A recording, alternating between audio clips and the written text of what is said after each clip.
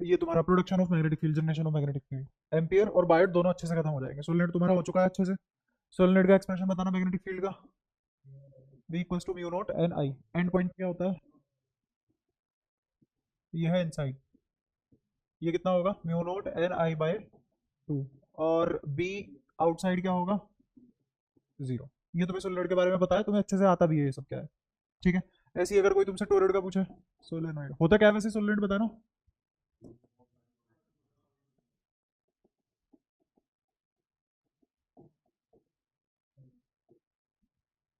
ये तो बताया था। अच्छा टोरॉइड, इसका बताओ बी इनसाइड कितना, B inside 0, B outside 0, B within coil, within coil mu not N I बस। अच्छा यहाँ पे एन क्या है, capital N by 2 pi R. यहाँ पे छोटा एन क्या है,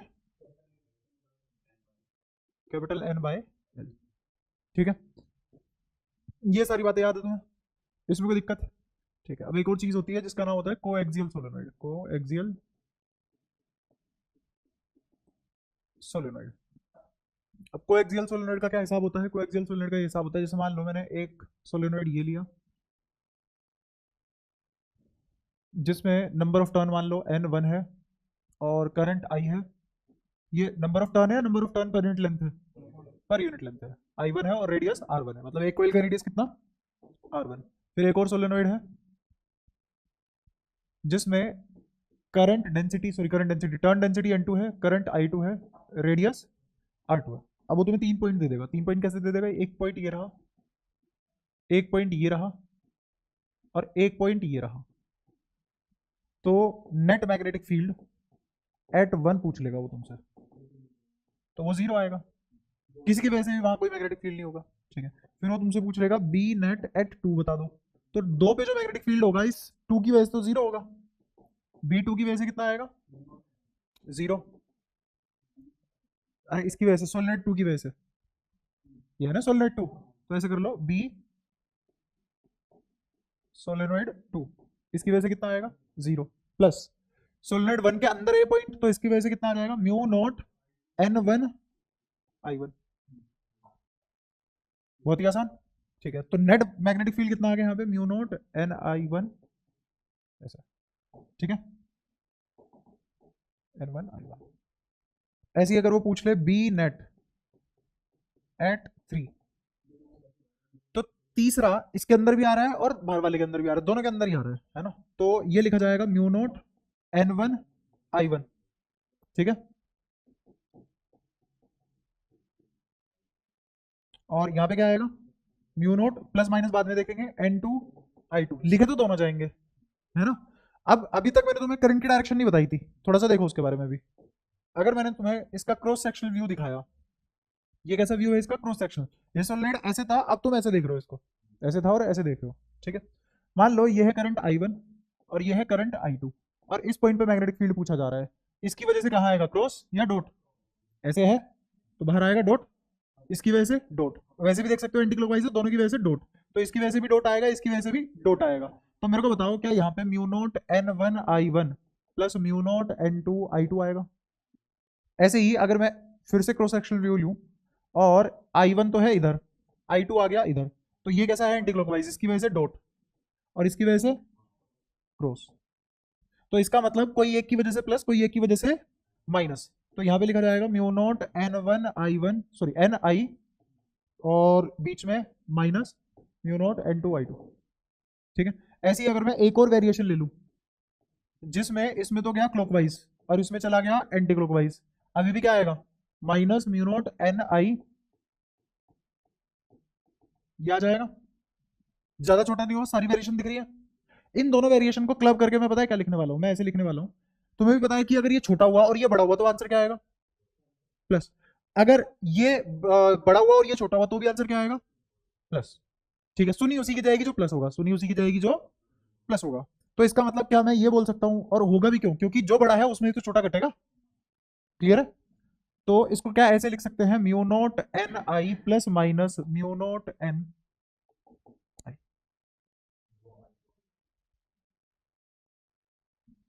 ठीक है, तो बताओ अब यहाँ पे क्या आ जाएगा, क्या यहाँ प्लस माइनस लिखा जाएगा और यहाँ पे लिखा जाएगा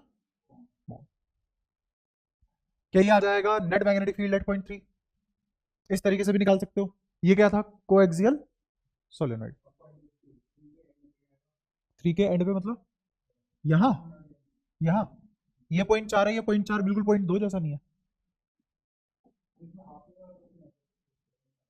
नहीं ये आगे तक जा रहा है ना, और ये एंड से बाहर निकल चुका है। अगर मैं बिल्कुल एज पे ले लूं, इस एज पे ले लूं, तो इसका क्या जुड़ेगा, आधा, और बाहर वाले का कितना जुड़ेगा, पूरा। तो यहाँ पे 2 वाले के पास में क्या आ जाएगा, हाफ। ठीक है, क्या ऐसे कर पाओगे? इसमें अगर थोड़ा सा चेंज करूं मैं सवाल को, मैं ऐसे ना करके तो मैं ऐसे दे दूं कि कैसी पॉजिटिव वाले की ले लेंगे, सोलिड में मार्क करके देखा तो ऐसे पता लगेगी जैसे तुम्हें करंट की डायरेक्शन ऐसे दे दी I1। अगर तू इसको क्लॉकवाइज मान रहा है तो इसको भी क्या मानेगा, क्लॉकवाइज। अगर तू इसको क्लॉकवाइज मान रहा है, इसको क्लॉकवाइज मान रहा है, तो इसको क्या मानेगा, एंटी क्लॉकवाइज। और अगर तूने इसको एंटी क्लॉकवाइज लिया तो इसको क्लॉकवाइज और ये एंटी क्लॉकवाइज। ठीक है, खेल तो सारा प्लस माइनस का है, फिर बड़े वाले में छोटे वाला घटा के आंसर कर दो, खत्म। कोई दिक्कत? इसमें एक और वेरिएशन डाल दूं, अगर मैं ऐसे कर दूं इसको कि मान लो मेरे पास एक स्ट्रेट वायर है ऐसे, इनफाइनाइट लॉन्ग स्ट्रेट वायर। कैसी, इनफाइनाइट लॉन्ग स्ट्रेट वायर। एक सोलेनोइड है ऐसे,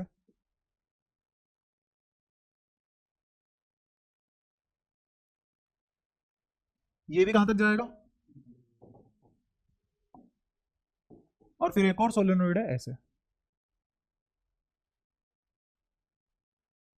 ठीक है, फिर से वो यही पूछ रहा है कि ये है 0.1, यहां है कहीं 0.2, और यहां है कहीं 0.3। तो मुझे बी नेट लिखवा दो एट 1। क्या 1 पे बी नेट 0 आएगा? करंट की डायरेक्शन ऐसे एज्यूम कर लो, इसमें करंट की डायरेक्शन आई है, I1 है, इसमें I2 होगी, और इसमें I3 होगी। इन दोनों की डायरेक्शन जनरलाइज करके ले लेंगे। ठीक है, ये इधर जा रहा है मान लो इस साइड। तो अब बताओ बी नेट एट 1 क्या लिखा जाएगा, 0। तो क्या अब इस वायर की वजह से इस r दूरी पे मान लो ये परपेंडिकुलर डिस्टेंस कितना है, हाँ, नहीं नहीं दोनों तरफ इनफाइनाइट है ना, हाँ, बोला तो शुरुआत में इनफाइनाइट वायर। तो ये परपेंडिकुलर डिस्टेंस क्या मान लिया मैंने, r। अब एक्सप्रेशन लिखवाओ, इनफाइनाइट वायर की वजह से यहाँ पे कितना हो जाएगा, mu naught by 2 pi I by R. Mu naught by 2 pi I by R. क्या ये इस लोकेशन पे इस वायर की वजह से मैग्नेटिक फील्ड आ गया, 2 की वजह से कितना आएगा 0, 3 की वजह से कितना आएगा 0, ये I1 की वजह से, I2 की वजह से, I3 की वजह से। तो नेट यही आ गया। ऐसे ही अगर कोई तुमसे पूछे बी नेट एट 2 लिखवा दो, बी नेट एट 2, तो उसको लिखवाने से पहले इधर आओ थोड़ा सा, इस पॉइंट 2 की बात हो रही है, इस पॉइंट 2 पे, अच्छा इसके इस पे डायरेक्शन क्या होगी मैग्नेटिक फील्ड की पॉइंट 1 पे, देखो करंट इस साइड है, करंट इस साइड है, मैग्नेटिक फील्ड ऊपर से बाहर की तरफ आता हुआ दिखेगा, तो क्या ये डॉट नहीं दिखेगा मेरे को, तो ये तो है B1, ये क्या है B1। B2 बताओ कैसा होगा, अगर मैंने करंट की डायरेक्शन मान लो एंटी क्लॉकवाइज ले ली, कैसे ले ली, anti clockwise. Anti clockwise current की डायरेक्शन लिया तो मैग्नेटिक फील्ड राइट की लेफ्ट, अरे अपने सामने यहाँ घड़ी रखो, रख ली घड़ी इस साइड, इमेजिन करो, क्योंकि मैंने 2D में ऐसे बनाया, बोर्ड के अंदर ऐसे जा रही है कोइल्स, रख ली सामने घड़ी। बताओ 12 से 1 किधर बजते हैं, 12 से 1 यहाँ से यहाँ बजेंगे, तो तुम्हारी तरफ बाहर आता हुआ करंट कैसा होगा, क्लॉकवाइज होगा, और अंदर जाता हुआ करंट कैसा होगा, एंटी क्लॉकवाइज। अब मैंने कहा करंट एंटी क्लॉकवाइज है, करंट कैसा है, एंटी क्लॉकवाइज। तो एंटी क्लॉकवाइज करंट के लिए ये रहा करंट एंटी क्लॉकवाइज, तो क्या इधर आएगा मैग्नेटिक फील्ड, लेफ्टवर्ड आएगा। तो लिख देता हूं तुम्हारे लिए, अगर मेरा करंट कैसा है क्लॉकवाइज, सॉरी एंटी क्लॉकवाइज, तो बी कैसा आएगा, लेफ्टवर्ड। ये सिर्फ इसके लिए है, इस टाइप के डायग्राम के लिए, जिसमें करंट अंदर बाहर जा रहा हो। और यहाँ पे एंटी क्लॉकवाइज करंट तुम्हें कैसा दिखेगा, अंदर जाता हुआ, कैसा दिखेगा, अंदर जाता हुआ। मतलब ऐसे डायग्राम भी बना देता हूं कभी, तुम ऐसे ही मान लो करंट, ये कोइल है, और तुम्हें करंट बोर्ड के अंदर जाता हुआ दिखाई देगा ऐसे, यहां से निकला और यहां अंदर गया। समझ आया? ये शुरुआत कहां से हुई, अपने सामने ऐसे घड़ी इमेजिन कर ली बस। ठीक है, अभी ग्राफिक से तुम्हें कौन इमेजिन करवाएगा, आप समझे इमेजिनेशन पावर क्यों चाहिए होती है। अच्छा, तो B1 पे, B1 मतलब magnetic field due to current I1, वो कैसा आएगा, ऐसा। तो ऐसे लिखो इसको, B due to I1 B due to I2 कैसा आएगा, लेफ्टवर्ड की राइटवर्ड, और अगर I क्लॉकवाइज हो जाए मतलब करंट ऐसे बाहर की तरफ आता हुआ बोर्ड से, तो B कैसा हो जाएगा, राइटवर्ड। ये बातें क्लियर है।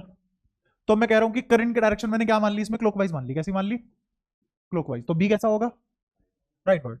तो क्या ये होगा, ये डायरेक्शन होगी B ड्यू टू I2। क्या ये दो वेक्टर 90 डिग्री पे है, और अगर दो वेक्टर 90 डिग्री पे है तो इनका रिजल्टेंट क्या आएगा, अगर मैं इसको B1 मान लूं और इसको क्या मान लूं, B2, तो B net at two, B net at two क्या लिखा जाएगा, under root B1 square plus B2 square, और B2 कितना होगा, म्यू नोट N1 I1।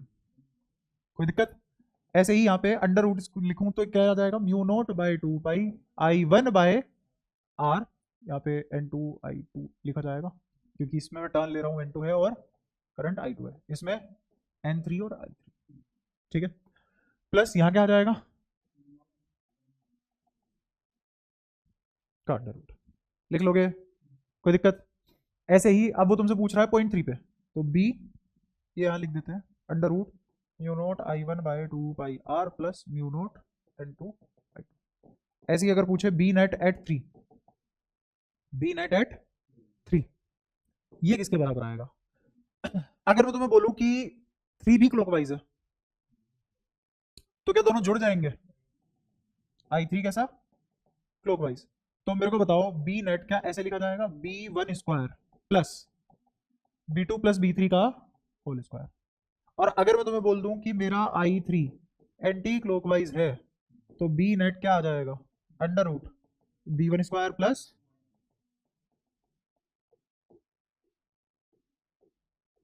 क्या इसी चीज को बोलते हैं mode of B2 minus B3,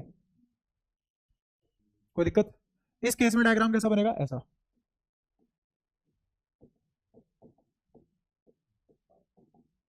और इस केस में डायग्राम कैसा बनेगा, ऐसा।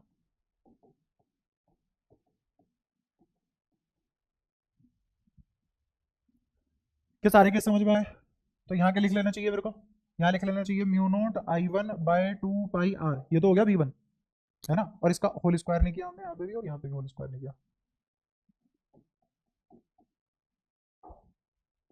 होल स्क्वायर, और फिर इसके बाद होल स्क्वायर किसका, इन दोनों के एडिशन का। अब इन दोनों का एडिशन कैसे करेंगे, mu naught N2 I2 plus minus mu naught N1 sorry N3 I3, और इसका स्क्वायर पूरे का अंडर। क्या ऐसा करके कितनी भी वेरिएशन दे दे, 10 टाइप के सवाल बना दे, 15 टाइप के सवाल बना दे, सब हो जाएंगे तुमसे, कोई भी परेशानी, पक्का।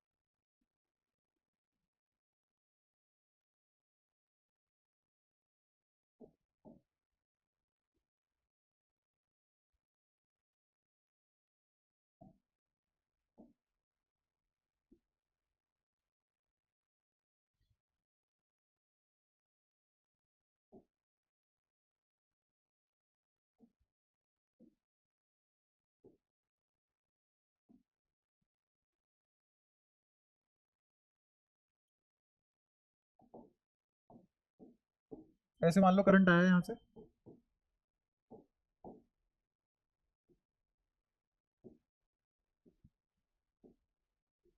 करंट आया यहाँ से I1 या फिर I, और ऐसे लूप बना के चला गया।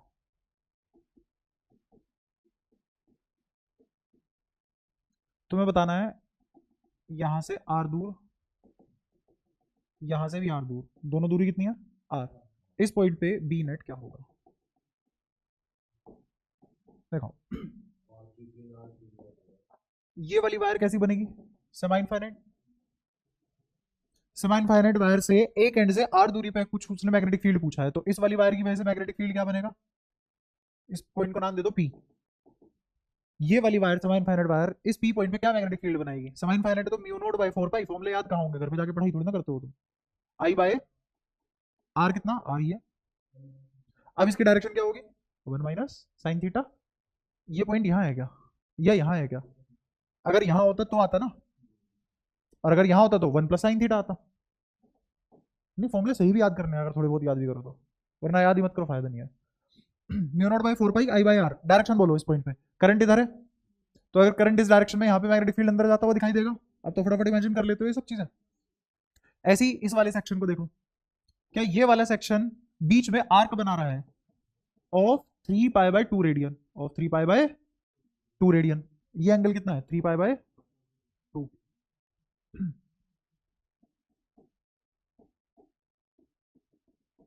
ठीक है, तो इसकी वजह से मैग्नेटिक फील्ड एट पी कितना होगा? Theta by 2 pi. थीटा कितना है? 3 pi by 2 divided by 2 pi into mu naught by 2 I by R. R वही है, इसके लिए भी रेडियस कितना है? आर ही होगा। अच्छा, पाई से पाई कट जाएगा, तो ये लिखा जाएगा 3/4 mu naught by 2 I by R. ठीक है, इसमें कोई दिक्कत? अच्छा, फिर इसकी डायरेक्शन कैसे होगी? देखो, करंट अभी भी कैसा है? इस डायरेक्शन में। मान लो यहाँ पे टेंजेंट बनाई एक सीधी, तो मैग्नेटिक फील्ड कहाँ होगा? अंदर की तरफ। अंदर की तरफ होगा तो क्रॉस। और तुम ऐसे भी देख सकते हो, ये कैसा है? क्लॉकवाइज। क्लॉकवाइज मतलब क्रॉस, बता रखा है सब, तो इसकी वजह से भी क्रॉस आया। अच्छा, अब इस सेक्शन की वजह से मैग्नेटिक फील्ड कितना आएगा? 0। क्यों? क्योंकि on it's line of action. ठीक है, कोई दिक्कत? अच्छा, अगर ये सारी बातें समझ में आती है तो बी नेट क्या हो जाएगा? क्या बी नेट हो जाएगा? B1 plus B2 plus B3। इसको अगर मैं B1 नाम दे दूं, इसको अगर मैं B2 नाम दे दूं, और इसको B3 नाम दे दूं। माइनस तो कहीं आया नहीं, सबके डायरेक्शन सेम थी, एक जीरो था, तो आंसर क्या हो जाएगा? इन दोनों का एडिशन। कौन किस किस का एडिशन? इसका mu naught by 4 pi I by R plus दूसरे वाला mu naught by 2 I by, इन दोनों का एडिशन इज दी आंसर। कोई दिक्कत?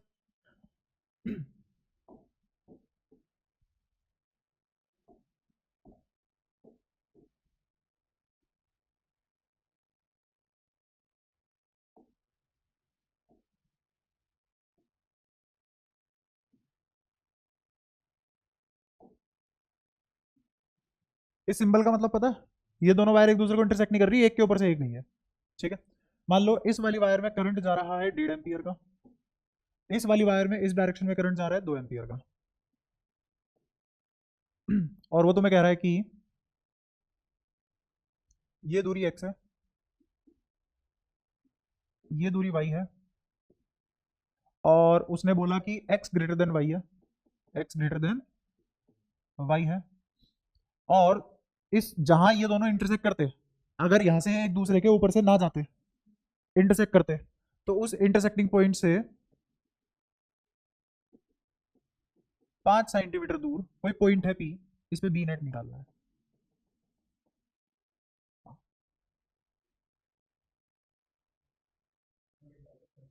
हाँ,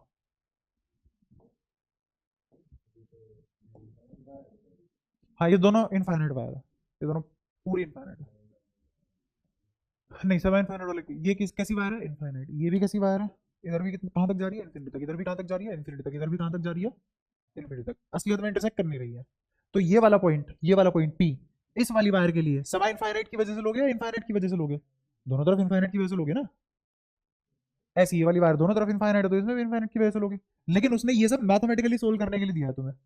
अगर बुद्धि लगा सकते हो तो ठीक है, बुद्धि नहीं लगा सकते हो सवाल फिर मेडिकल का हो जाएगा, क्योंकि वहां पे उतनी बुद्धि नहीं लगानी होती। समझ रहा है कैसे?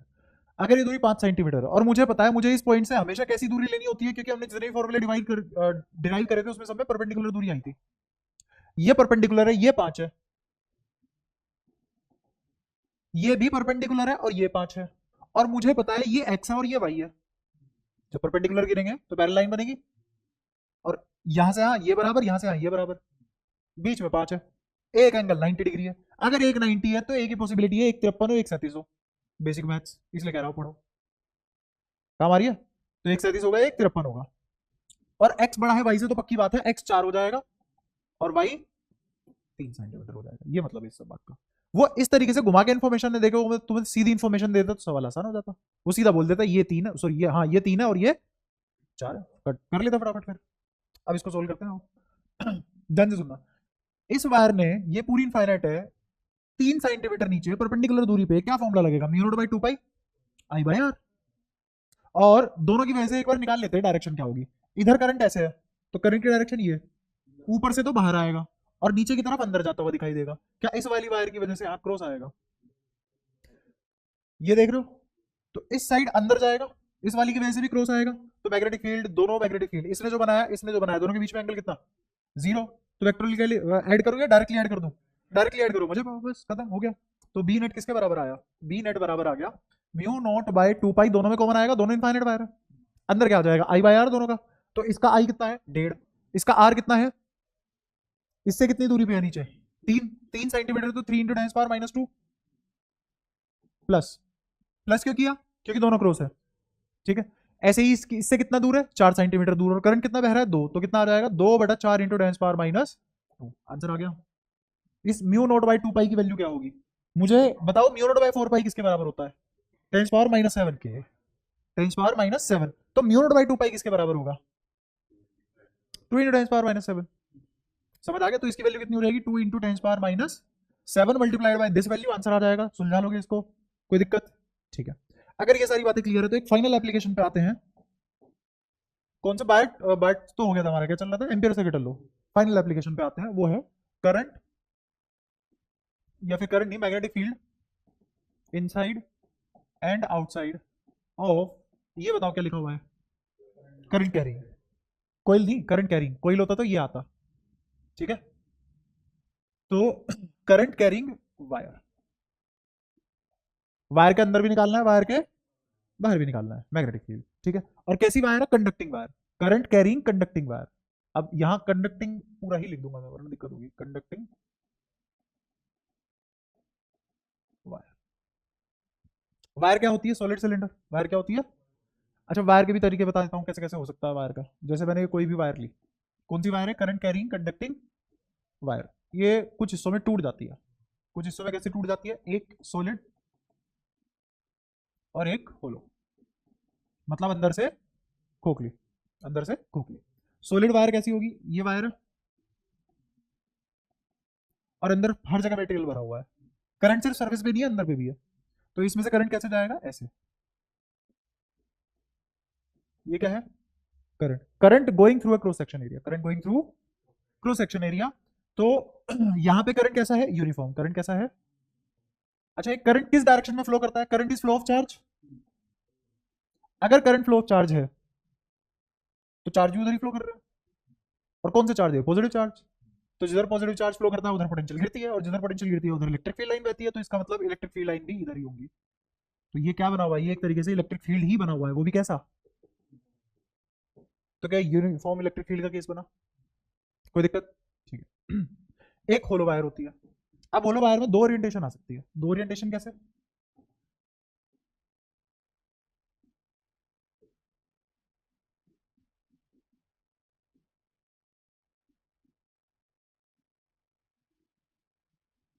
अंदर कैसा है ये होलो, ये पूरा हिस्सा खाली है, ये पूरा हिस्सा खाली है, और करंट कहाँ, यहां बहेगा ऐसे।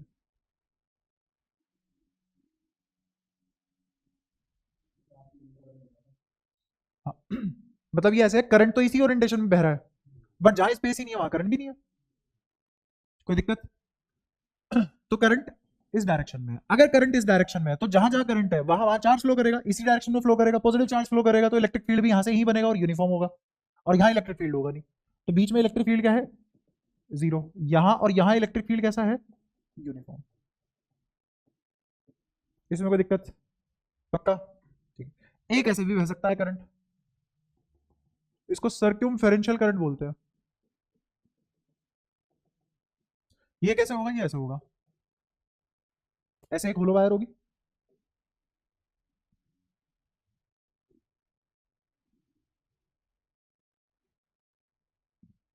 यहाँ पे कुछ भी नहीं है, ये कैसा है, होलो हिस्सा, और करंट कैसे बहेगा, है तो वायर ही ना, तो करंट ऐसे बह जाएगा इसमें।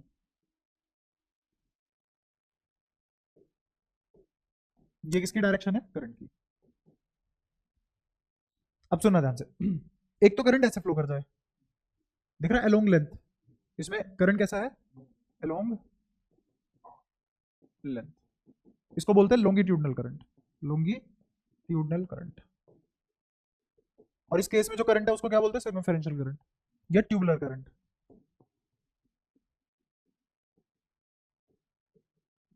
और इस होलो को भी क्या बोलते हैं, ट्यूबुलर वायर, ये भी बोल देते हैं कई बार इसी की वजह से। तो इसमें कैसे करंट फ्लो करेगा, इसमें करंट फ्लो करेगा along the circumference, along the, इसीलिए करंट का नाम है सर्कमफेरेंशियल करंट। यहाँ x दूरी पे, x1 दूरी पे ऐसे करंट बहा, x2 दूरी पे ऐसे करंट बहा, x3 दूरी पे ऐसे करंट बहा, x4 दूरी पे ऐसे करंट बहा, x5 दूरी पे ऐसे करंट बहा। इमेजिन कर पाए, तो ऐसे करंट के चल रहे हैं हर जगह। हाँ जैसे सोलेनोइड, जैसे सोलेनोइड, बिल्कुल जैसे सोलेनोइड।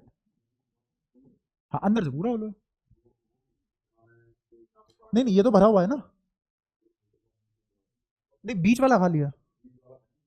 बस अभी मेरे को जैसे वो देख रहा है पाइप, उसमें वो कैसा पाइप है, अंदर से खोखला है, और उस पाइप के ऐसे ऊपर ऊपर से गोल गोल करंट बहे छल्लों में, ऐसी है बार। हो पाया इमेजिन, पक्का।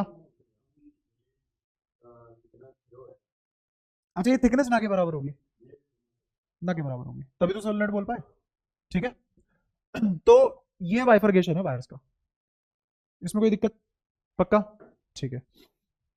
अब सुनना ध्यान से, इसमें हमें दो केस करने हैं, एक कांस्टेंट या फिक्स्ड डेंसिटी, वो भी किसकी डेंसिटी होगी, करंट की, और एक वेरिएबल डेंसिटी, बिल्कुल वैसे ही जैसे हमने करंट इलेक्ट्रिसिटी में किया था, ठीक है। जैसे वहां पे हमने किया था ना चार्ज, तो चार्ज एक तो उसमें था, उसमें इंसुलेटर के केस में कैसा आया था, रो नॉट, और होलो के केस में जीरो, ठीक है। तो वैसे ही यहाँ पे होगा। वहां पे भी हमने क्या किया था कि रो नॉट एक तो होगा फिक्स, सीधा वॉल्यूम से डिवाइड करके निकाल लेंगे, एक होगा वेरिएबल जो फंक्शन होगा किसी दूरी का, उसको इंटीग्रेट करके निकालेंगे। अब पता नहीं कितना आया था तुम्हें, कितना नहीं। अच्छा इसमें थोड़ा सा देखो, इसमें क्या होगा, इसमें करंट कैसा है, इसमें करंट क्लोज लूप में एग्जिस्ट कर रहा है, क्लोज्ड लूप में एग्जिस्ट कर रहा है, तो इलेक्ट्रिक फील्ड सीधा चला जाएगा, नहीं तो इलेक्ट्रिक फील्ड लाइन भी कैसे एग्जिस्ट करेंगी, ये क्या बदतमीजी है, हमारे लिए तो क्लोज लूप में एग्जिस्ट करती ही नहीं थी इलेक्ट्रिक फील्ड। और मैंने तुम्हें कहा था एक जगह ऐसी आएगी जहां पे तुम पढ़ोगे कि electric field line close loop में एग्जिस्ट करती है, और ऐसे इलेक्ट्रिक फील्ड को क्या बोलेंगे, नॉन कंजर्वेटिव इलेक्ट्रिक फील्ड। तो ये कैसा इलेक्ट्रिक फील्ड हुआ, नॉन कंजर्वेटिव इलेक्ट्रिक फील्ड। ये भी इलेक्ट्रिक फील्ड कैसा था, कंजर्वेटिव,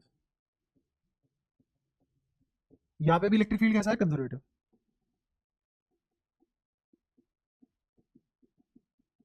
और इलेक्ट्रिक फील्ड लाइन कैसी है, स्ट्रेट लाइन, यहाँ पे भी इलेक्ट्रिक फील्ड लाइन कैसी है, स्ट्रेट लाइन। यहाँ पे इलेक्ट्रिक फील्ड किस में आ रही है, क्लोज लूप में, कैसे आई, क्लोज लूप में आई, और इलेक्ट्रिक फील्ड कैसा बना, नॉन कंजर्वेटिव इलेक्ट्रिक फील्ड, और इसी करंट को बोलते हैं एडी करंट, एडी। इसको इस चैप्टर में नहीं पढ़ेंगे, इसको कहां पढ़ेंगे हम, नेक्स्ट चैप्टर में, इलेक्ट्रोमैग्नेटिक इंडक्शन। कहां पढ़ेंगे इसमें, इलेक्ट्रोमैग्नेटिक इंडक्शन चैप्टर में पढ़ेंगे इसको, ठीक है। तो इस चैप्टर में मुझे यहां तक करना है, इस चैप्टर में यहां तक करना है बस, और जो ये वाला हिस्सा है ये कहां करेगा, इलेक्ट्रोमैग्नेटिक इंडक्शन में, ठीक है। ये है पूरा वायर का सार। अब यहां तक हम पढ़ना शुरू करते हैं, यहां तक पढ़ने के बाद फिर तुम्हारा टेस्ट ले लूंगा। जैसे मान लो कि ये एक वायर है, सॉलिड है, और इसमें करंट ऐसे फ्लो कर रहा है, जहां मैंने करंट नहीं बनाया इसका मतलब वहां करंट नहीं है क्या, है, हर जगह करंट है, ठीक है। अब इसमें तीन पॉइंट एग्जिस्ट करेंगे, एक पॉइंट इनसाइड एनीवेयर, एक ऑन द सरफेस, एक आउटसाइड एनीवेयर, आउटसाइड एनीवेयर, ये इनसाइड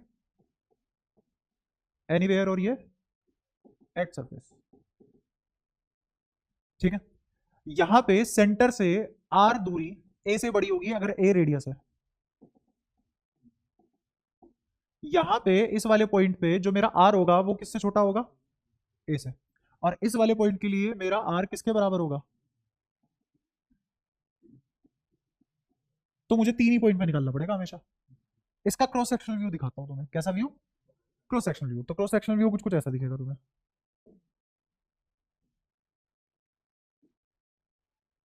ये हो गया इसका क्रॉस सेक्शनल व्यू। और करंट कैसे जा रहा है इसमें? मान लो अंदर की तरफ। अगर अंदर की तरफ करंट जा रहा है तो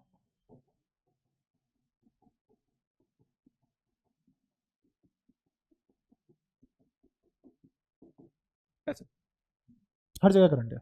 जहां मैंने क्रॉस नहीं बनाया वहां करंट नहीं है क्या? वहां भी करंट है, हर जगह है। ठीक है। अच्छा, ये करंट कितने एरिया में फैला हुआ है? A area. तो ऐसा बोल सकता हूं मैं, a area which is equal to pi a square. क्या कंप्लीट एरिया है? तो complete area of cross section में से कंप्लीट करंट जाएगा कितना? आई। तो एक यूनिट एरिया में से कितना जाएगा? आई बाय पाई ए स्क्वायर। और इसी को क्या बोल देंगे? जे करंट डेंसिटी। यही तो पढ़ा था हमने पिछले चैप्टर में, जे करंट डेंसिटी। कोई दिक्कत? क्या? जब ऑलरेडी है एक सिंबल तो रख ले वही, बाकी तो कुछ भी नाम रख दे, इसको छोटू को नाम रख दे, कोई दिक्कत नहीं है ना। लाल सिंह नाम रख दे, कोई दिक्कत नहीं है उसमें। ठीक है। नाम तो तुम कुछ भी रख सकते हो, नाम में क्या रखा। तो आई अपॉन पाई स्क्वायर बराबर, जब ऑलरेडी एक सिंबल है तो मैंने वही दे दिया इसको, जे, विदाउट एनी कंफ्यूजन।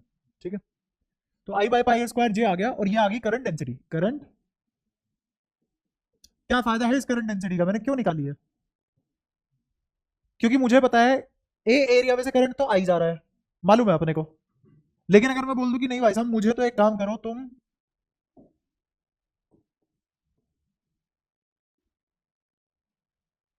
इस एरिया में से करंट निकालो। तो इस एरिया में से करंट निकालने के लिए क्या करेंगे? पहले मुझे एक यूनिट एरिया में से कितना बहता है वो पता करना पड़ेगा। तो एक यूनिट एरिया में से कितना करंट बहता है? जे। 2 यूनिट में से कितना बहेगा? तो पाई आर स्क्वायर में से कितना बहेगा? Pi are square into J. Pi are square into J. तो अब तुम्हें समझ में आ गया होगा मैं सबसे पहले कौन से वाले पॉइंट की बात कर रहा हूं। कौन से वाले पॉइंट की बात हो रही है यहाँ पे? बाहर वाले। अकल का पर्दा भाई, अकल का पर्दा।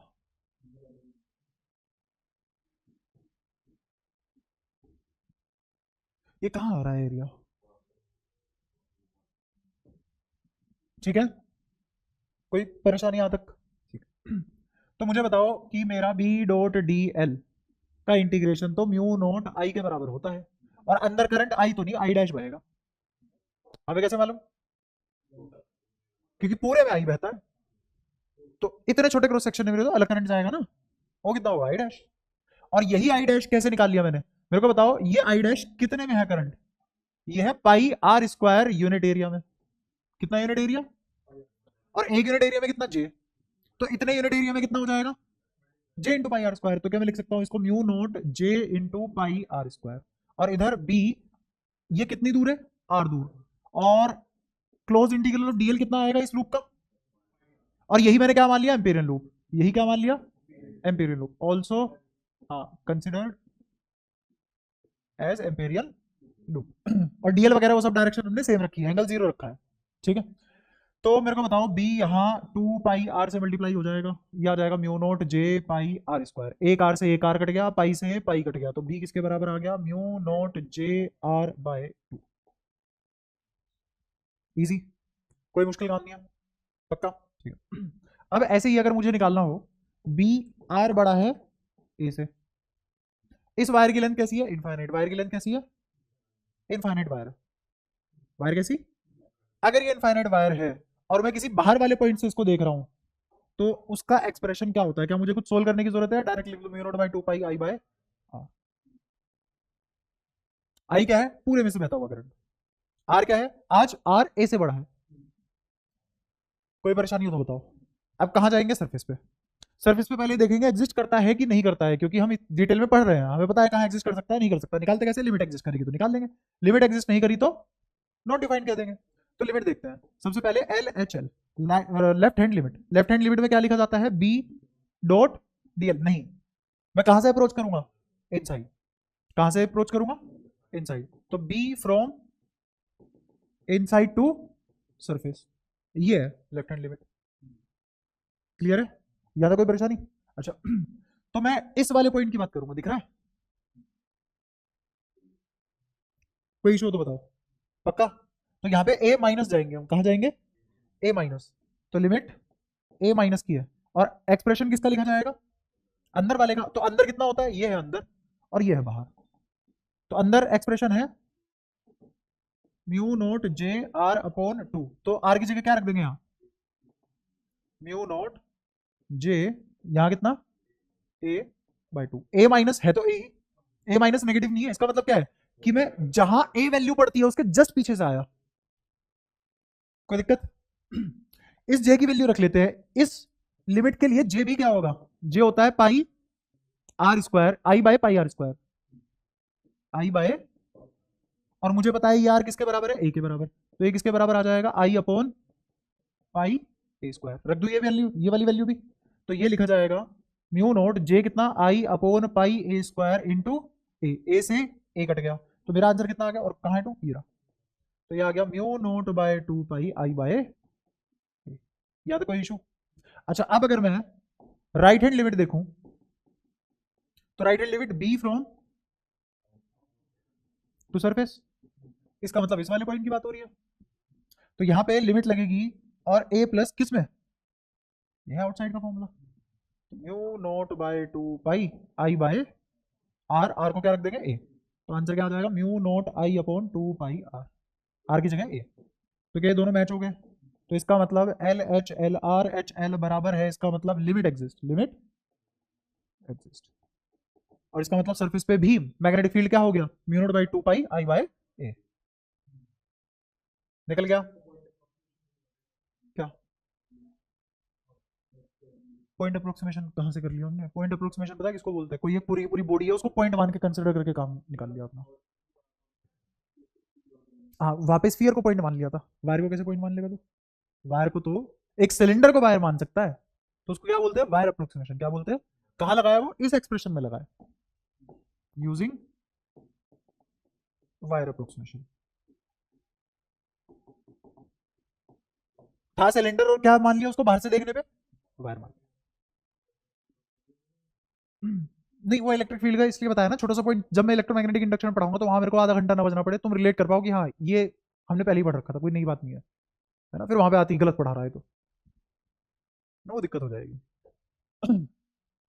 तो लिमिट एग्जिस्ट कर रही है, अब थोड़ा सा नेचर भी देख लेते हैं, एट जीरो बताओ कितना होगा, बी एट आर बराबर जीरो, तो बी कितना आ जाएगा जीरो, कोई दिक्कत, तो सबसे कम कहाँ होगा मैग्नेटिक फील्ड, वायर के सेंटर पे सबसे कम होगा, फिर जीरो से लेके सरफेस तक बढ़ेगा घटेगा, बढ़ेगा, जीरो से सरफेस तक बढ़ेगा, और तुम्हें दिख भी रहा होगा कि जो मेरा एक्सप्रेशन आया उसमें मेरा B directly proportional to R है, इसका मतलब till surface increases, till surface increases, सही बात है।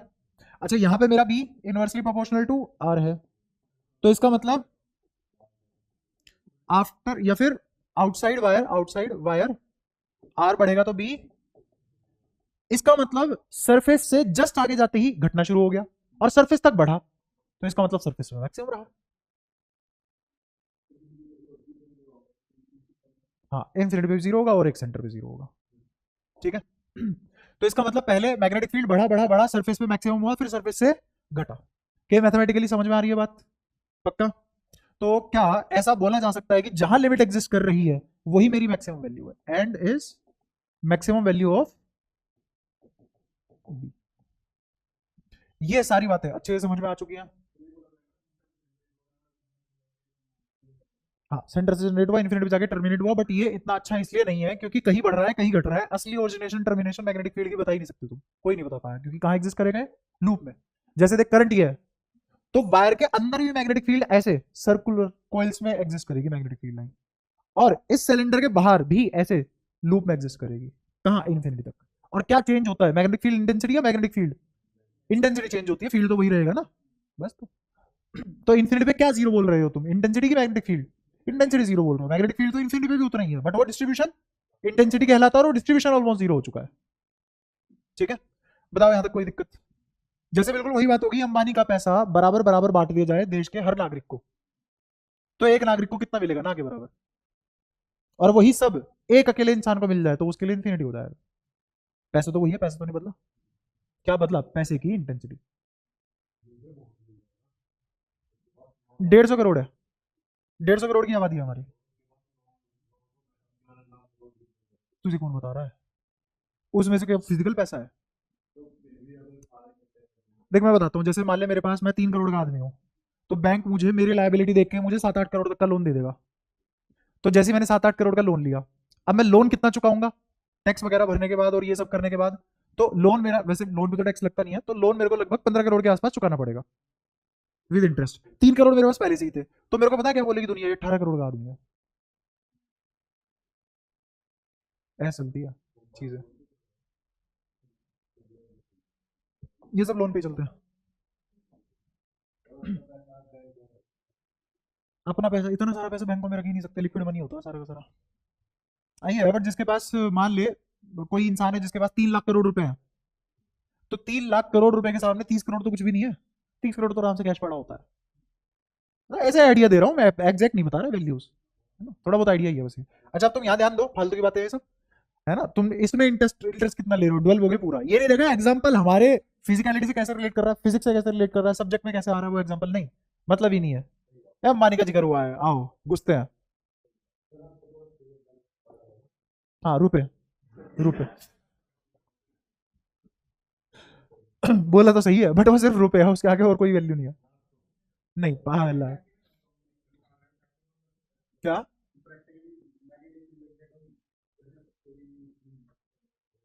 नहीं पता नहीं है ना। अरे तो बेंच के अंदर, ये लकड़ी के अंदर कैसे घुस सकता है? तू अनुमान ही तो लगा सकता है क्या हुआ होगा। ड्रिल मशीन वहां पे जैसे तूने लगाई, तो वहां पे एक स्पेस क्रिएट हो गया, वहां लकड़ी नहीं है। ठीक है, ऐसे तो वही है कि इंसान के अंदर देखना, छेद कर दो। अब तो वहां पे इंसान का कोई ऑर्गन भी तो नहीं बचा, वहां पे भी तो हवा ही है अब। ठीक है, आगे बढ़े। अब इसका ग्राफ फिर होते हैं हम, जैसे इलेक्ट्रिक फील्ड में ग्राफ फिर होया था, ऐसे ग्राफ बनाना है किसका, बी वर्सेस आर का ग्राफ, तो बी वर्सेस आर का ग्राफ देख लो कैसे बनेगा। वाई एक्सिस पे क्या प्लॉट करेंगे, और एक्स एक्सिस पे आर। मेरे को बताओ, आर भी नहीं, हाँ आर ही प्लॉट करेंगे वैसे। जब आर बराबर ए हो जाए और यहाँ पे आर छोटा है ए से, तो तब तक तो ये बढ़ेगा, और इस वैल्यू पे आर बराबर ए पे बी मैक्सिमम होगा, और मैक्सिमम कितना होगा, mu naught by 2 pi I by R, जो कि किसके बराबर भी होगा, म्यू नॉट जे, बोलो, आर बाई टू या a by two, a by two, क्योंकि आर की वैल्यू ए बाई टू रख रखी है, दोनों ही एक जैसे बराबर है। और फिर उसके बाद इनवर्सली प्रोपोर्शनल टू 1/r, और ये बनेगा हाइपरबोलिक। क्या इलेक्ट्रिक फील्ड में हाइपरबोलिक बनता था? नहीं, वहां हाइपरबोलेट बनता था क्योंकि नीचे आर स्क्वायर आता था, और यहाँ हाइपरबोलिक बनेगा क्योंकि नीचे 1/r आया। ग्राफ समझ में आता है? कोई परेशानी यहाँ तक? हाँ बता, कहाँ पे? हाँ शार्प एज है, तो इस पॉइंट पे हाँ डिफरेंशिएबल नहीं है, dB by D T exist नहीं करेगा। डीबी बाई डी टी कह रहा हूँ, हाँ dB by D R exist नहीं करेगा, लेकिन बी तो एग्जिस्ट करेगा। ठीक है, यहां तक बताओ कोई दिक्कत? सारी बात क्लियर है? अब इसके बाद चलते हैं इस वाले केस पे, ये वाला केस, ये वाला डन है, डज नॉट एग्जिस्ट। ठीक है, अब पूछ ले, कोई दिक्कत नहीं। अच्छा इससे पहले एक और चीज बता देता हूँ तुम्हें, तुम्हें किसी को याद है कि हम ऐसे किया करते थे, अगर मेरा इसकी डेंसिटी रो नोट है और मुझे इसकी वजह से इलेक्ट्रिक फील्ड निकालना है, इसकी वजह से इलेक्ट्रिक फील्ड निकालना है किसी भी इनसाइड वाले पॉइंट पे, आर छोटा है ए से, अगर इसका रेडियस ए है, तो ये पॉइंट है, इस पे निकालना है मुझे इलेक्ट्रिक फील्ड। तो तुम गोस लॉ लगाते थे और इलेक्ट्रिक फील्ड कैसे लिखते थे, ई इंटू 4 पाई ए बराबर, या फिर हम क्या करते थे, इसको एक्स मानते थे, एग्जैक्टली बोलो तो एक्स, और ये आर, ये वैल्यूज ली थी हमने, जैसे बढ़ाया था वहां पे एग्जैक्टली ऐसे ही बता रहा हूं। तो यहाँ पे क्या लिखा था हमने, 4 पाई आर बराबर, बाहर 1 अपॉन एप्सिलॉन नोट, इंटीग्रेशन 0 से 4 पाई, 4 पाई कह रहा हूँ सॉरी, बताओ क्या आता है यहाँ पे, इंटीग्रेशन कहां से कहां तक करेंगे, आर तक, शाबाश, क्योंकि मैं 0 से शुरू होऊंगा और कहां तक जाऊंगा, आर तक, सर्विस तक जाना है। अच्छा और अंदर क्या लिखा जाएगा, rho as a function of x, rho as a, अगर ये कांस्टेंट है तो ऐसा कुछ करने की जरूरत नहीं है, अगर रो बराबर, अगर मेरा रो रो नोट है, कांस्टेंट है, डेंसिटी यूनिफॉर्म है, डेंसिटी यूनिफॉर्म है, यूनिफॉर्म चार्ज डेंसिटी है। तो हम डायरेक्टली लिख लेते थे, क्या आता था आंसर हमारा, बोलो। नहीं, आंसर बोलो ना क्या आता था। हाँ, रो आर बाय 3 एप्सिलॉन नॉट। शाबाश। और क्या पूछ रहा हूँ। यहां क्या आएगा अब, rho as a function of x. अगर ये एक्स का फंक्शन है तो अब मैं डायरेक्टली ये नहीं लिख सकता हूं। अब मुझे क्या करना पड़ेगा, ऐसी हरकत करनी पड़ेगी। अब इंटीग्रेशन में रो एक्स अंदर क्या आएगा, 4 पाई एक्स और यहां पे डी एक्स। ठीक है, बल्कि ये ऐसे भी नहीं, ऐसे आएगा। हम क्या करते थे, कहा इधर ना, हाँ 4 पाई r² होगा बिल्कुल। ठीक है, हम क्या करते थे यहां पे, ऐसा करते थे कि x दूरी पे जाके dx थिकनेस की शेल मानते थे। याद आया, थिकनेस कितनी, dx। तो यहां पे बताओ क्या लिखा जाएगा, क्या यहां पे लिखा जाएगा 4 पाई x² dx। कोई इशू, इसको सोल्व करती अपना आंसर आ जाता था। और हमने ये भी चीज देखी थी कि अगर मेरी डेंसिटी फंक्शन ऑफ एक्स है, फंक्शन ऑफ एक्स है, तो मेरा electric field function of x क्या मिलेगा, फंक्शन ऑफ x²। ऐसे ही अगर ये मेरा पावर n हो जाए तो यहां क्या मिलेगा मुझे, n+1। क्या ये सब बातें करी थी हमने, यहां तो कोई दिक्कत, पक्का। और ये हमने कैसे लिखा था, ये ऐसे लिखा था, इसका वॉल्यूम लिख लिया था, 4 पाई x² एरिया हो गया और इनटू हाइट कर दिया तो dx वॉल्यूम आ गया। वॉल्यूम इनटू डेंसिटी लिखा हुआ है, वॉल्यूम इनटू डेंसिटी। और ये डेंसिटी किसकी, charge density, charge density into volume is total charge. तो क्या टोटल चार्ज लिखा हुआ है, और टोटल क्यू एनक्लोज्ड अपॉन में एप्सिलॉन नोट, क्या ये फ्लक्स लिखा हुआ है, और ई इंटू एक फ्लक्स लिखा हुआ है। तो क्या ऐसे हमने लेफ्ट हैंड साइड और राइट हैंड साइड निकाले थे। याद आया कुछ कुछ। ऐसे ही एग्जैक्टली मुझे मैग्नेटिक फील्ड में जे नॉन यूनिफॉर्म दे दिया जाए, बताया ना मैंने यहाँ पे, ये देखो समझाया भी होगा, वाइफर गेट भी होगा तुम्हारे लिए। हाँ, वेरिएबल डेंसिटी। ठीक है, तो वेरिएबल डेंसिटी मतलब ये जे अगर मेरा जे नोट है, और यहाँ पे जे अगर मेरा फंक्शन ऑफ दूरी है। और ये दूरी भी कौन है, स्पेसिफिकली ये दूरी रेडियल डायरेक्शन में होती है। ये दूरी, अगर ये दूरी रेडियल डायरेक्शन में ना हो तो क्या होगा, कर ही नहीं पाओगे। क्यों नहीं कर पाओगे, दिक्कत क्या है उसमें। नहीं चल मान ले सिखा भी दी वो गणित, तब भी दिक्कत क्या है, तब भी बहुत मुश्किल है वो। नहीं, वो भी नहीं है रीजन, समझना।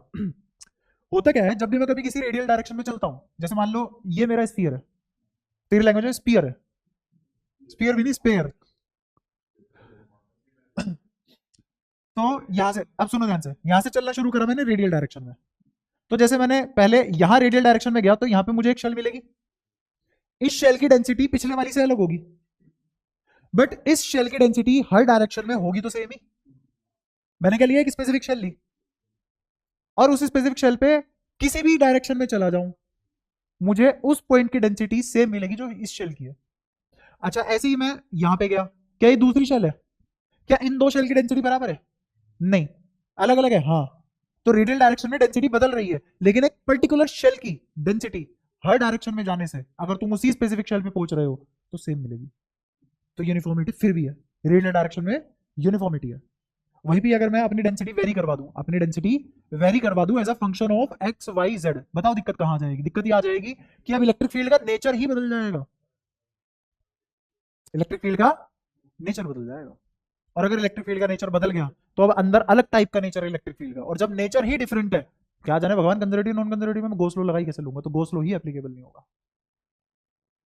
ये है दुविधा, क्योंकि अब इसी पर्टिकुलर शेल पे अगर मैं एक्स एक्सिस में जाऊंगा तो अलग डेंसिटी है, वाई एक्सिस में जाऊंगा तो, और जेड एक्सिस में जाऊंगा तो। और इससे पहले फर्क क्या था, रेडियल डायरेक्शन किसी भी डायरेक्शन में चले जाऊं, सारे डायरेक्शन रेडियल है और हर जगह डेंसिटी सेम मिलेगी इस पर्टिकुलर शेल की। लेकिन एक्स वाई जेड का अगर फंक्शन बन गया, एक्स में अलग है, वाई में अलग है, जेड में अलग है, सेम ही शेल की डिफरेंट डिफरेंट पॉइंट पे भी डेंसिटी अलग है। गॉस लॉ नहीं अप्लाई होगा ना, तो तुम्हें कैसे पता होगा, अगर मैं मैथ्स में सिखा दूं तुम्हें ये नहीं पता ना कौन सा लॉ अप्लाई करना है, क्या करना है। गॉस लॉ तो एप्लीकेबल है नहीं। तो अगर मेरा डेंसिटी एक्स वाई जेड का फंक्शन बन जाता है तो गॉस लॉ एप्लीकेबल, क्योंकि क्यों नहीं है, क्योंकि इलेक्ट्रिक फील्ड का नेचर बदल गया। देखो इलेक्ट्रिक फील्ड का नेचर चेंज। हमें नहीं पता ये किस नेचर का इलेक्ट्रिक फील्ड है, कैसे घूम रहा है। दुनिया में कोई इलेक्ट्रिक फील्ड लाइन नहीं बना सकता। यहाँ पे इलेक्ट्रिक फील्ड लाइन बना सकता हूं मैं, बिल्कुल बना सकते हैं,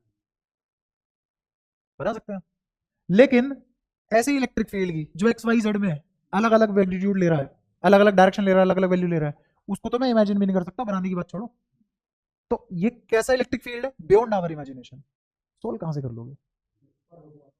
नहीं, इसीलिए सिलेबस में नहीं है ना। मैं अरे जब कोई नहीं कर रहा मैं क्यों करूंगा? ऐसा तो ये है कि बुर्ज खलीफा से कूद के लोग मर जाते हैं, कोई कूद नहीं रहा। ये मेरे पास है, हाँ भी नहीं कूद सकते हैं, जाओ। देखो वैसे ईमानदारी से बताऊं, कर सकते हैं। ग्रीन स्टोक्स थ्योरम्स है, उनसे multiple integration, multiple direction integration आता है। मैं इसको 3 हिस्सों में तोड़ूंगा। एक्स का इंटीग्रेशन अलग, फिर एक्स का जो इंटीग्रेशन आया उसको अंदर लेके वाई में इंटीग्रेशन अलग, फिर जो दोनों का इंटीग्रेशन आया उसको जेड में इंटीग्रेट करेंगे। बेसिकली ऐसे होगा क्लोज इंटीग्रल इन, ये एक्स के हिसाब से, वाई के हिसाब से, जेड के हिसाब से। इसको सोल्व करने का बहुत डिफरेंट तरीका है। तुम लैप्लास वगैरह, इजी इनवर्स ट्रांसफॉर्मेशन इन सब में पढ़ोगे। तो क्यों पढ़ाऊंगा? तुम्हें जो पढ़ा रहा हूँ वो तो आता नहीं है। हाँ बिल्कुल, बट फिर भी मैं नहीं चाहता कि यहाँ गीला कर दे। बारिश तो बाहर गीला कर रही है, ये भी बाहर गीला होके आ जाएगा और थोड़ा गीला कर देगा, मुझे कोई दिक्कत नहीं है। भाई साहब ऐसा है, जाने से मना कर दूंगा, चुपचाप बैठा रही हो। यहाँ गीला कर तो मारूंगा अलग से, लाल रंग मिल जाएगा फिर उसी में। ठीक है बैठो, बाकी बैठो। अरे पढ़ाई भी ध्यान दे लो। तुम्हें एक बात बताओ, मजा आता है क्या तुम्हें डांट खाने में? तो फिर यही बोलो ना, डांटते ही रहूंगा तुम्हें। पूरी जिंदगी हंसते खेलते निकल रही है, बस जैसे ही तुम्हारे साथ 2 घंटे बिताता हूँ जान बूझ के गुस्से के मूड में आना पड़ता है, फोर्सफुली।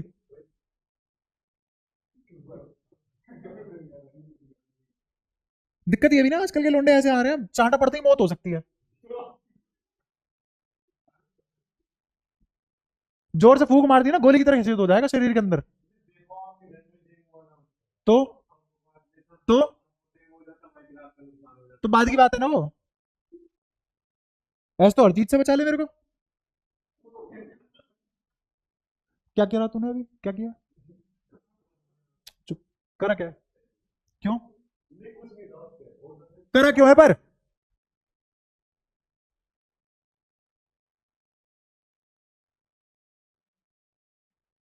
एक फाइन लाइन होती है हंसी मजाक में और लिमिट क्रॉस करने में।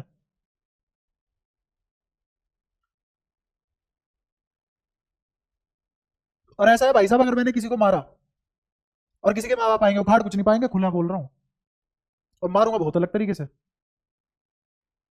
करते रहना फिर केस वेस।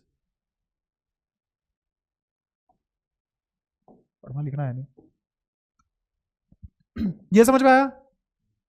तो अच्छा, तो कॉम्प्लेक्सिटी कहां दे सकता है? रेडियल डायरेक्शन में। उस रेडियल डायरेक्शन में वो फंक्शन ऑफ एक्स बना ले, एक्स की पावर एन बना ले, एक्स की पावर 3 बना ले, एक्स की पावर हाफ बना ले, एक्स की पावर क्यूब रूट, ऐसे करके कुछ भी बना ले, लेकिन देगा वो रेडियल फंक्शन ही। कैसा फंक्शन देगा? रेडियल फंक्शन ही देगा। अब इसी को, इसी आइडिया को कहां प्रोपेगेट करते हैं? मैग्नेटिक फील्ड में। तो मैग्नेटिक फील्ड में जैसे मान लो मेरे पास फिर से कोई स्फीयर है, स्फीयर नहीं, यहाँ तो सिलेंडर है, और ये सिलेंडर का क्रॉस सेक्शनल व्यू है, ठीक है। यहाँ पे क्या करेंगे, इस सेंटर से एक्स दूरी पे जाके शेल लेंगे या रिंग लेंगे? ये क्रॉस सेक्शनल व्यू है।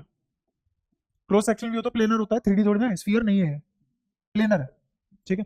तो एक्स दूरी पे जाके एक dx थिकनेस की शेल ले ली,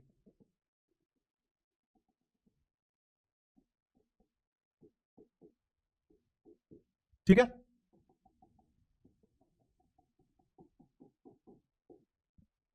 एक्स दूरी पे जाके dx थिकनेस की एक शेल ले ली। अब इसमें करंट डिफाइन करना पड़ेगा मुझे। करंट ऑब्वियसली इस छोटी सी पट्टी में di नाम का जाएगा, छोटा सा करंट जाएगा, सही बात है। तो ये छोटा सा करंट ही देखते हैं, छोटा सा करंट किसके बराबर होगा? एक यूनिट से, एक यूनिट एरिया से कितना करंट जाता है? एक यूनिट एरिया से कितना? जे, जो किसके बराबर होता है? I by pi a square. अगर इसका रेडियस कितना है? A. Total current is a. यहां तक बताओ कोई दिक्कत? यहां बैठ चुपचाप, आगे आगे। अब ये तो ए तो पूरा का पूरा था, और आई भी पूरे में से गया हुआ था, तो क्या मैंने लिखा है total current upon total area, और ये है 1 यूनिट से जाता हुआ। इस एरिया का नाम क्या होगा? डीए। तो अगर एक में से जे गया तो डीए में से कितना जाएगा? जेडीए। और जे यहां खुद कैसा है? वेरिएबल। जे यहां पे क्या है? Function of x. तो उसने जे दिया है मेरे को जे नोट आर। क्या दिया है? जे नोट आर या फिर जे नोट एक्स, जो भी तुम लेना चाहो उसको। ठीक है। तो अब यहां ध्यान से देखो, अगर ये फंक्शन जे नोट आर है तो ये क्या है? जे क्या है? Density at R. अगर मैं लिख दूं जे बराबर जे नोट वाई, तो ये क्या है? Density at Y. ऐसी अगर मैं तुमसे पूछूं डेंसिटी एट एक्स, बोलो क्या लिखी जाएगी? जे बराबर, ये है इस एक्सप्रेशन का मतलब। तो उसने डेंसिटी कितनी दी है मुझे? हाँ, J is a function of radius.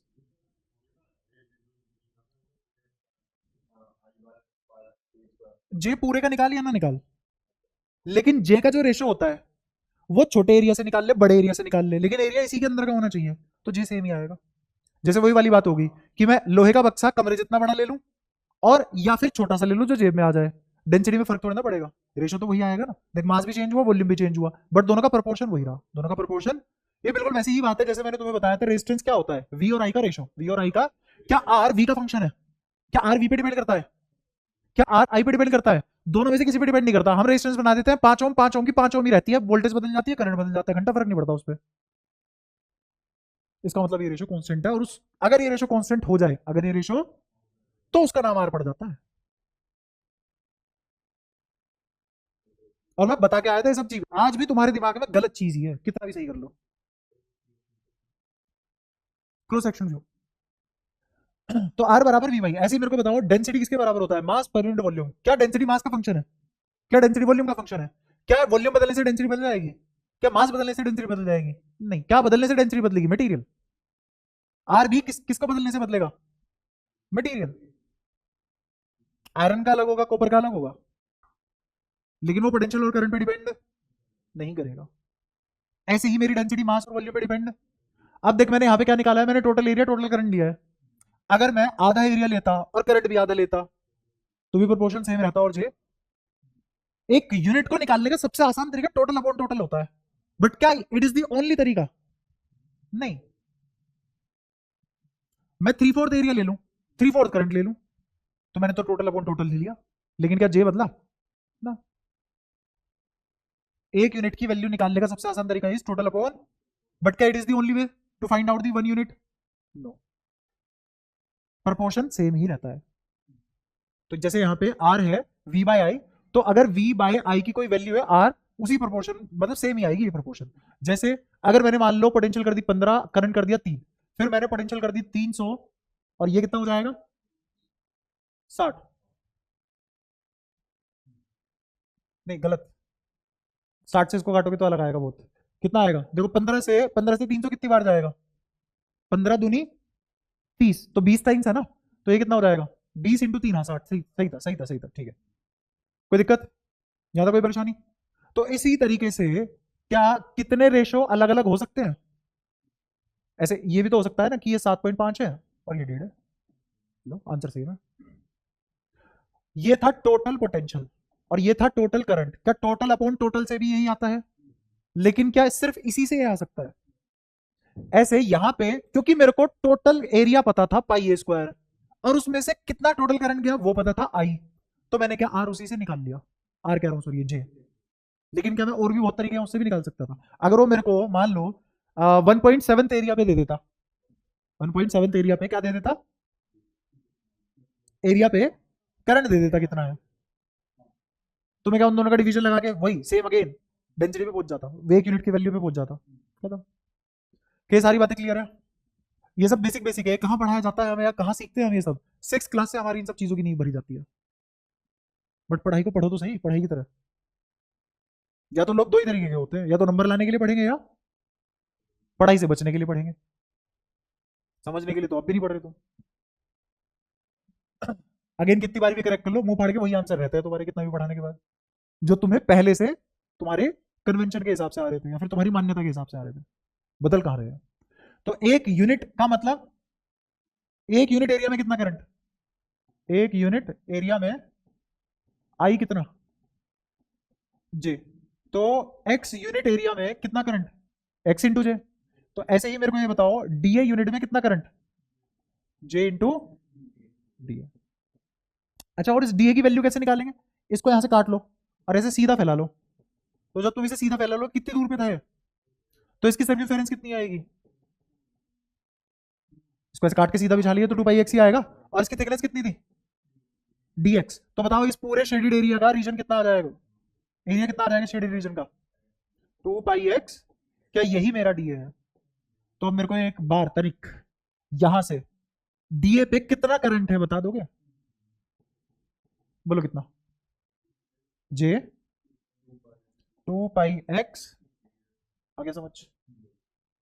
और एम्पियर सर्किटल लॉ क्या बोलता है, एम्पियर सर्किटल लॉ कहता है कि integration of B dot d l is equal to mu naught I. और ये म्यू नॉट आई भी कौन सा, mu naught summation of all the current penetrating through the loop perpendicularly. तो ऐसे था मेरा करंट, याद आया हो तुम्हें पूरे रीजन में, याद आया। तो ऐसे करंट जाता हुआ, क्या इसी को एम्पीरियल लूप मान लूंगा, जहां मैंने डीएक्स बनाया उसी को क्या मान लो। इससे बात ये हो जाएगी कि मेरा current crossing the Amperian loop perpendicularly आ जाएगा। और यही क्या है अपना डीआई, लेकिन डीआई तो सिर्फ इतने से एरिया में से है, तो अभी मैंने ये नहीं निकाला।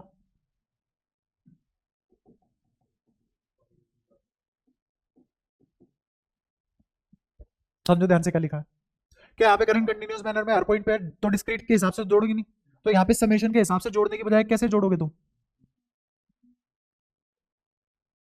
समझे। तो बताओ क्या आ जाएगा इधर, पहले लेफ्ट हैंड साइड सोल्व करना पसंद करोगे राइट हैंड साइड,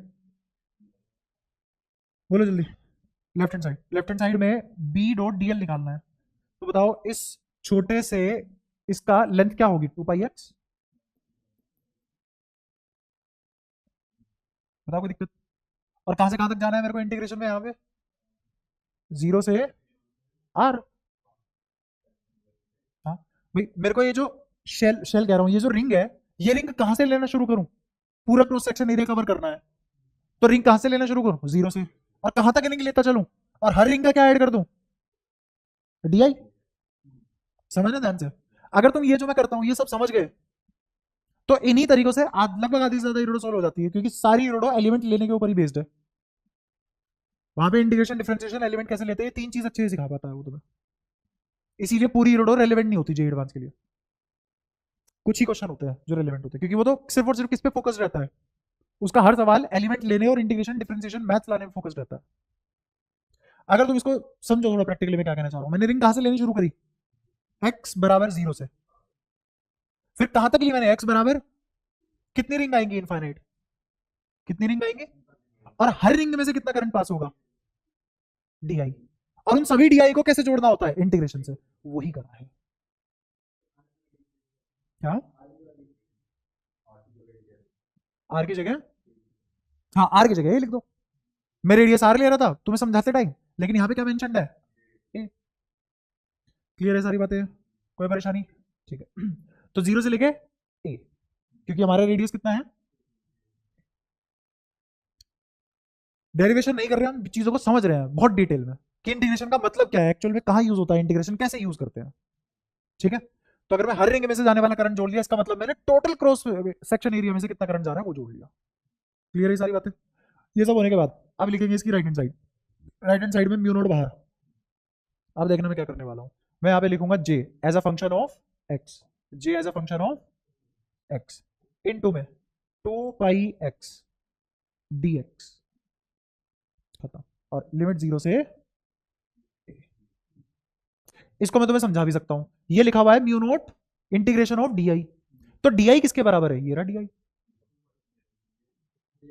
जे 2πx dx। और जे किसका फंक्शन है, एक्स का, तो क्या लिखना चाहिए मुझे, जे as a function of,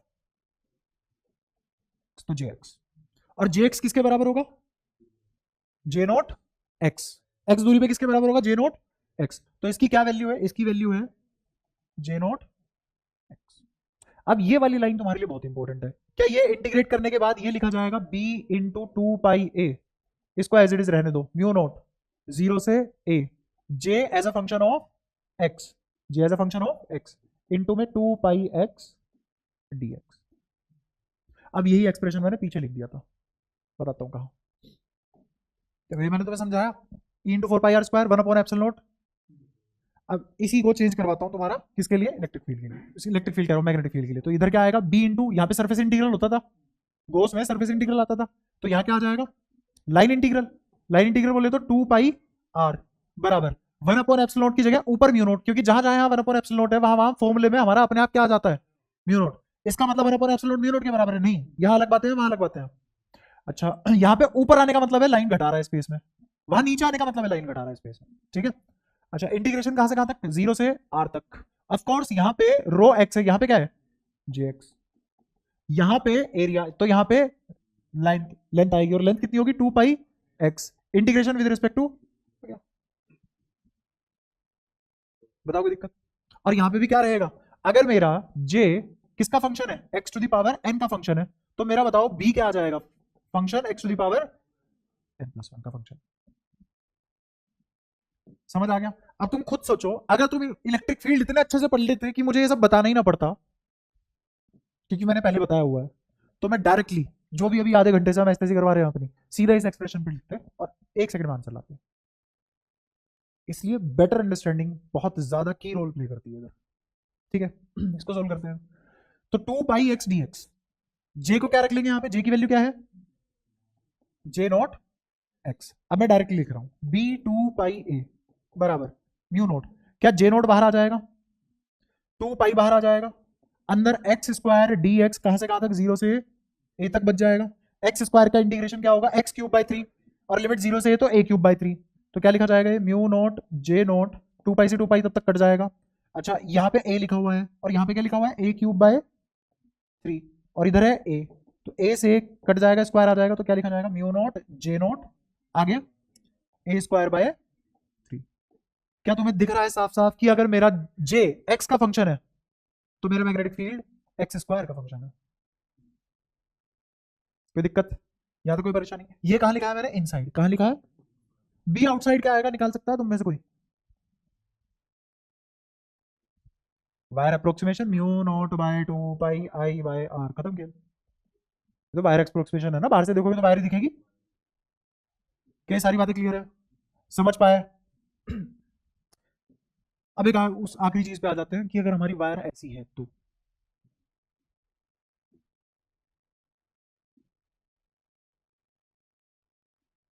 wire ऐसी है और करंट कैसे बहेगा।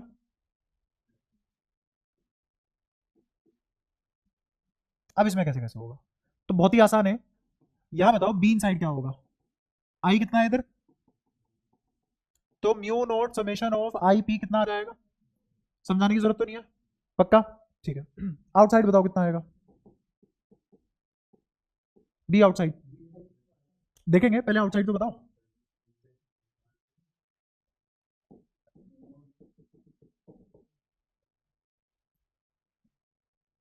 सही लिखा है क्या मैंने, सोच के बताओ क्या सही लिखा है, नहीं। क्यों सही नहीं लिखा, इसलिए सही नहीं लिखा क्योंकि एक तो हम छोटी सी अकल ये लगा सकते हैं कि जब तुम इसको यहां से देखोगे बाहर से, तो तुम्हें एक वायर की तरह दिखाई देगी जिसमें करंट है, तुम्हें क्या पता अंदर भरा हुआ है कि खाली है, तुम्हें तो ये मतलब है कि ये वायरस में नेट करंट कितना है, आई। तो वायर अप्रोक्सीमेशन से क्या लिखा जाएगा, यू नोट आई बाय,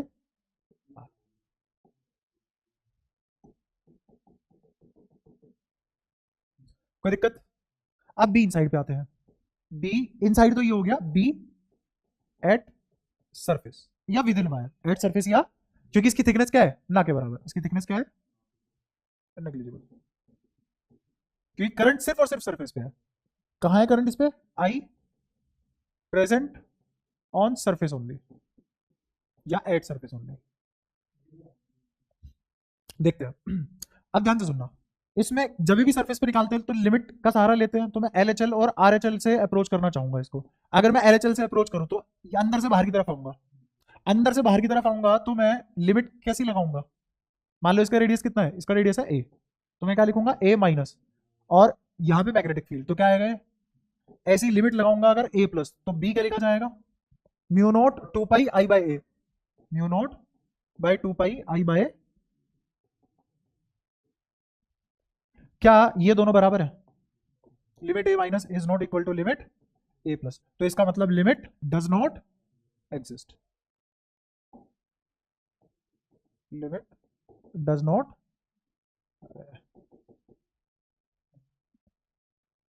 कोई दिक्कत इस बात में? तो इसका मतलब हमारा इस पॉइंट पे, इन सभी पॉइंट पे बी कैसा है? नॉट।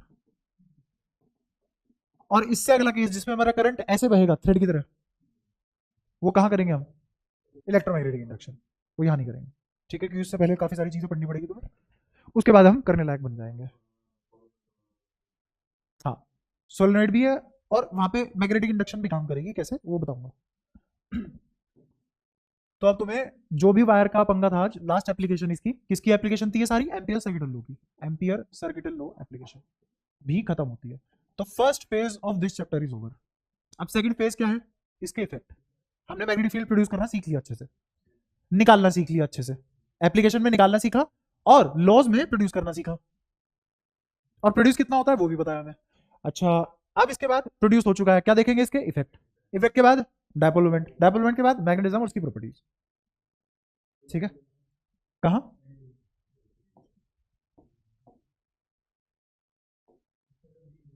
हाँ, करंट तो, बट ऊपर होना भी तो चाहिए ना करंट। अच्छा, तो कह रहा है कि अगर मैं इसको एक सेक्शन मान लूं, और ये है मैग्नेटिक फील्ड की डायरेक्शन, सॉरी इसकी करंट की डायरेक्शन, तो करंट की डायरेक्शन इधर है, तो मैग्नेटिक फील्ड ऊपर से बाहर की तरफ आना चाहिए, यहां से आना चाहिए ना क्रॉस, और यहां क्या आएगा? डॉट, ऊपर से बाहर आएगा तो नीचे से अंदर जाएगा, और ऐसे ही होगा, और उसकी वैल्यू क्या होगी? इतनी। बता दिक्कत का, क्योंकि अंदर कोई करंट नहीं है। अंदर अगर मैंने यहां एम्पेरियल लूप लिया तो समेशन ऑफ आई भी जीरो रहेगा, अगर मैंने यहां एम्पेरियल लूप लिया तो समेशन ऑफ आई भी जीरो नहीं है, और अगर मैंने ये लूप लिया तो अब भी अंदर summation of I P zero है, जीरो है, बट वो जीरो किस वजह से आया? जितना प्लस उतना माइनस। अब नेसेसरीली जरूरी नहीं है कि अंदर आई जीरो है तो बाहर उसके अंदर बी भी जीरो, क्योंकि मे और मे नॉट वाली भी कंडीशन थी। मुझे बताया कि इस लूप के अंदर है ही नहीं ज्यादा करंट बिल्कुल भी,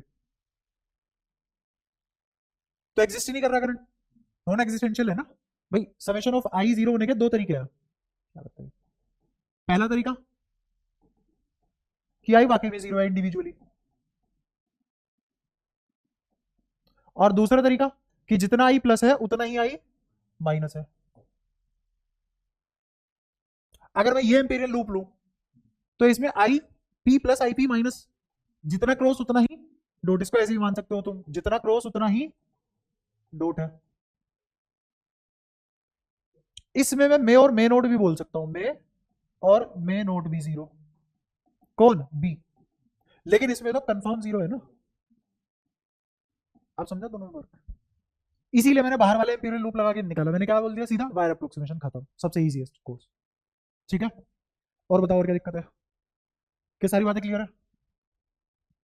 कुछ पॉइंट या फिर कोई भी बात जो तुम्हें खटक रही हो, समझ में ना आ रही हो कि हाँ यार ये पता नहीं क्या अजीब सा है, पूछ लो सारी बातें, क्योंकि जितनी ज्यादा डिटेल होती है उतना कलेक्शन ऑफ इन्फॉर्मेशन होता है, और उतनी ही इन्फॉर्मेशन हैंडल करने के लिए लोड पड़ता है दिमाग पे। तो अगर तुम्हें लग रहा हो कि हाँ यार ये बात अजीब लग रही है हमें, पूछ लो।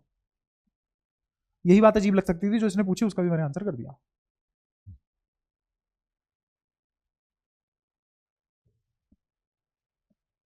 बोलो। यहाँ पे हमारा एप्लीकेशन जनरेशन पार्ट खत्म है, उसके बाद इफेक्ट शुरू करेंगे नेक्स्ट क्लास से, मैं तुम्हें टेस्ट दे दूंगा।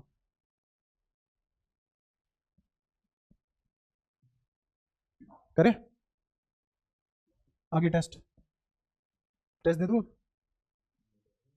1 घंटा?